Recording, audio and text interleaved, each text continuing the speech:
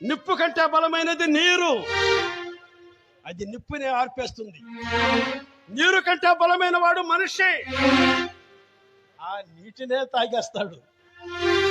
మనిషి కంటే బలమైనది డబ్బు,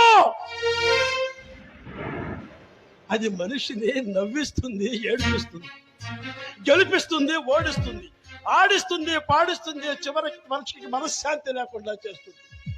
అయినా కూడా మనిషి డబ్బు వెనకే పరిగెడుతున్నాడు. డబ్బు పేదవాడి దగ్గరకు రాదు, మధ్య తరగతి వాడి దగ్గర ఉండదు, ఉన్నవాడి దగ్గర దానికి విలువే లేదు. కానీ మన కష్ట సుఖాల్లో మనకు తోడుగా ఉండేది డబ్బు కాదు.